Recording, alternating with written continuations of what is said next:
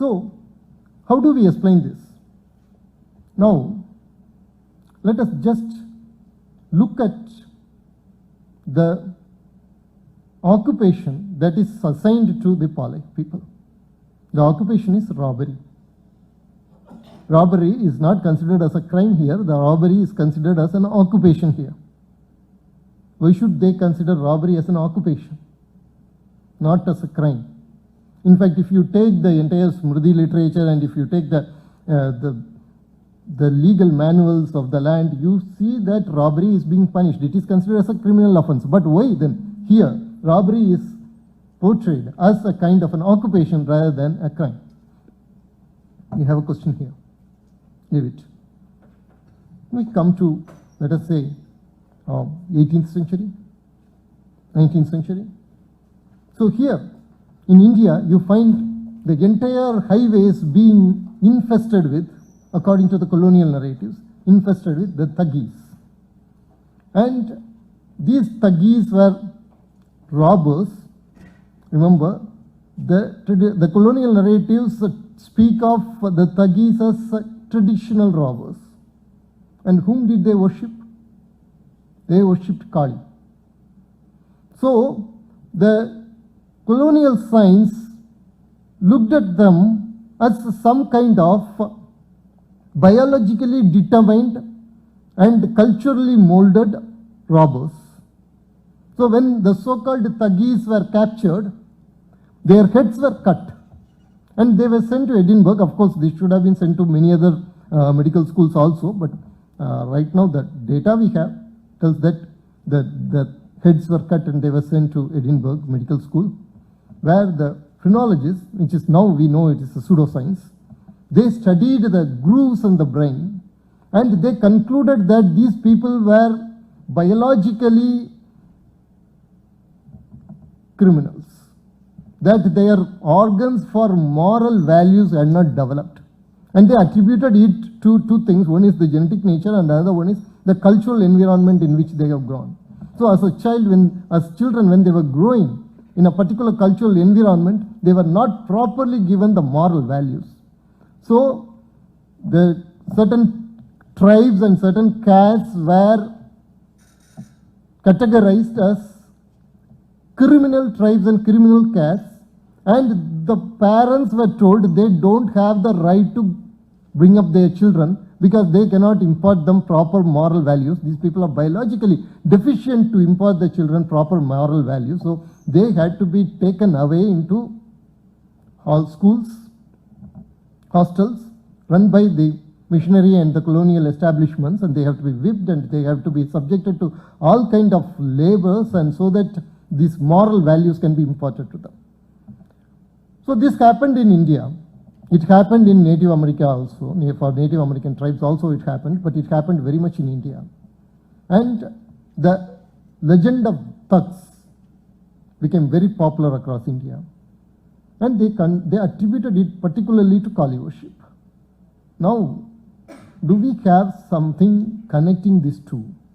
Here you have in Tamil literature a Thinai called Palai, in which people were considered as, the chief occupation of the people was considered as robbery. And you have this concept of this phenomenon of thugs throughout India, where they were worshipping the goddess. If we want to look at the answers, again, we don't have to go into the colonial anthropology. You can very well go into the Tamil literature. In Chilapadigaram, there is a very telling line that says that the Kurinchi and Mullai, when they were ravaged by ecological catastrophes or mismanagement, they become Palai. Kurinchiyum Mullayum நடுங்கு துயரற்று முறைமையில் திரிந்து பாலை என்னும் படிமம் கொள்ளும். So here you have the answer, that is the forest lands and the grazing commons, the grazing lands, and the communities that were living in the forest lands and the grazing lands. When these communities are not properly looked upon by the state or because of the ecological problems, they resort to robbery.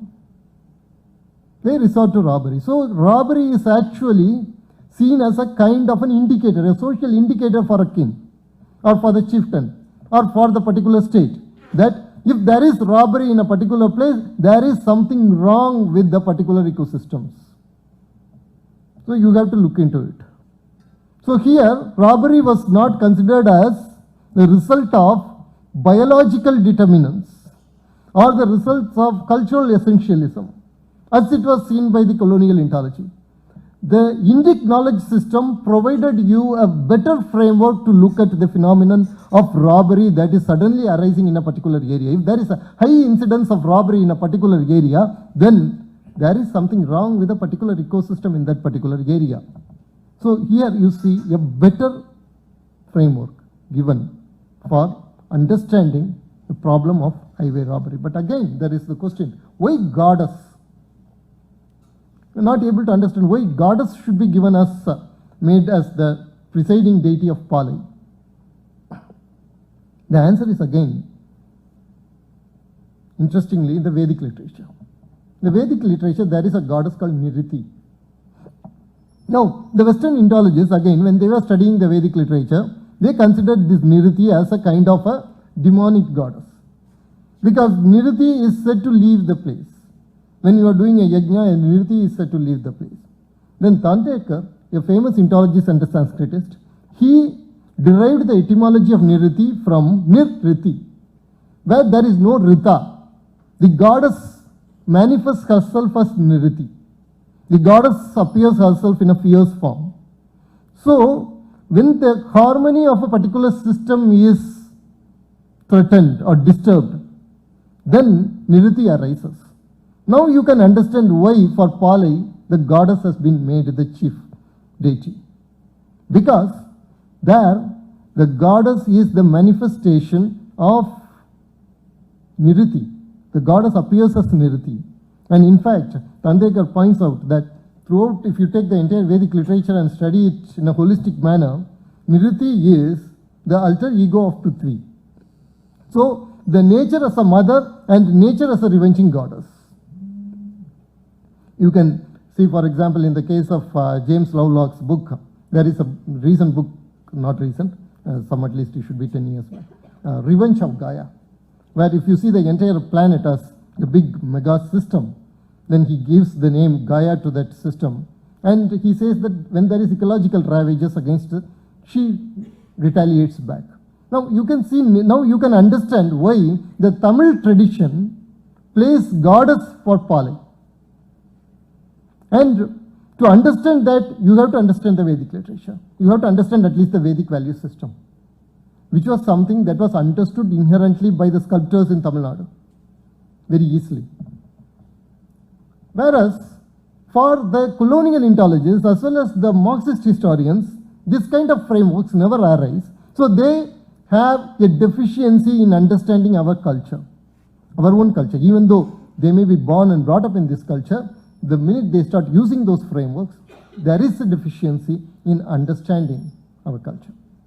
So this is one example where you have to use the Indic, when you use the Indic knowledge system, your understanding of a social phenomenon, a historical phenomenon is better than when you are using a borrowed framework.